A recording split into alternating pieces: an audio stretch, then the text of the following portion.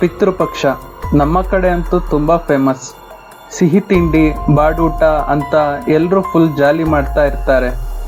ಆದರೆ ನಿಮಗೆ ಗೊತ್ತಾ ನಿಜವಾಗ್ಲೂ ಈ ಹಬ್ಬ ಯಾಕೆ ಮಾಡ್ತಾರೆ ಅಂತ? ಪಿತೃಪಕ್ಷನ ಯಾರ್ಯಾರು ಮಾಡ್ತೀರಾ, ಇದರ ಇತಿಹಾಸದ ಬಗ್ಗೆ ಹಾಗೆ ನಿಜವಾದ ಅರ್ಥ ತಿಳ್ಕೊಬೇಕು ಅಂದರೆ ಈ ವಿಡಿಯೋ ಮಿಸ್ ಮಾಡದೆ ಪೂರ್ತಿ ನೋಡಿ. ಮಹಾಭಾರತದ ಸಮಯದ ಒಂದು ಕತೆ ಇದೆ. ಕರ್ಣ ತನ್ನ ಸಾವಿನ ನಂತರ ಸ್ವರ್ಗದಲ್ಲಿ ಇದ್ದಾಗ ಅವನಿಗೆ ಚಿನ್ನದ ಹಣ್ಣುಗಳನ್ನು ತಿನ್ನೋದಕ್ಕೆ ಅಂತ ಕೊಡ್ತಾರೆ. ಆವಾಗ ಕರ್ಣ ಯಮಧರ್ಮನಿಗೆ ಕೇಳ್ಕೊತಾನೆ, ಚಿನ್ನದ ಆಹಾರ ಕೊಟ್ರೆ ಹೇಗೆ ತಿನ್ನೋಕೆ ಆಗತ್ತೆ, ನಿಜವಾದ ಹಣ್ಣು ಆಹಾರ ಯಾಕೆ ಕೊಡ್ತಾ ಇಲ್ಲ ಅಂತ. ಅದಕ್ಕೆ ಯಮಧರ್ಮ ಕರ್ಣನಿಗೆ, ನೀನು ಭೂಮಿ ಮೇಲೆ ತುಂಬ ದಾನ ಧರ್ಮ ಮಾಡಿದ್ದೀಯಾ, ಚಿನ್ನಗಳನ್ನು ದಾನವಾಗಿ ನೀಡಿದ್ದೀಯಾ, ಆದರೆ ನೀನು ಎಂದೂ ನಿನ್ನ ಪಿತೃಗಳಿಗೆ ಪಿಂಡ ಪ್ರದಾನ ಮಾಡಿಲ್ಲ.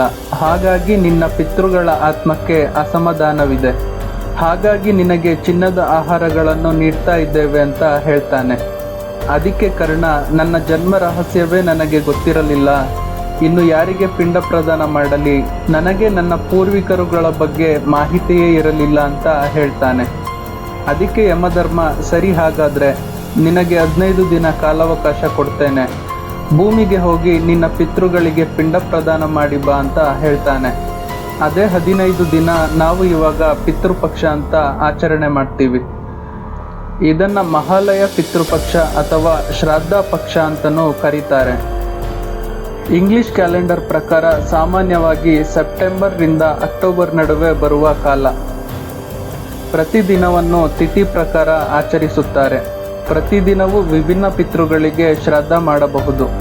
ಪಿತೃಗಳಿಗೆ ದರ್ಪಣ, ಪಿಂಡದಾನ, ದೀಪದಾನ, ಪಾಕಶ್ರಾದ್ದ ಇತ್ಯಾದಿ ವಿಧಗಳು ಮಾಡ್ತಾರೆ. ಮುಖ್ಯವಾಗಿ ತಂದೆ ತಾಯಿ ಮತ್ತು ಪೂರ್ವಜರ ತಿಥಿ ಬಂದ ದಿನದಲ್ಲೇ ಶ್ರಾದ್ದ ಮಾಡುವ ಪದ್ಧತಿ ಇದೆ. ಎಲ್ಲ ಪಿತೃಗಳಿಗೂ ಒಟ್ಟಿಗೆ ಮಾಡುವ ದಿನವನ್ನು ಮಹಾಲಯ ಅಮಾವಾಸ್ಯೆ ಎನ್ನುತ್ತಾರೆ. ಇದು ಅತ್ಯಂತ ಮುಖ್ಯವಾದ ದಿನ. ಈ ವಿಡಿಯೋಯಿಂದ ನೀವೇನಾದರೂ ತಿಳ್ಕೊಂಡಿದ್ದೀನಿ ಅಂತ ಅನಿಸಿದರೆ ಒಂದು ಲೈಕ್ ಮಾಡಿ, ಕಮೆಂಟ್ ಮಾಡಿ, ಸಬ್ಸ್ಕ್ರೈಬ್ ಮಾಡಿ.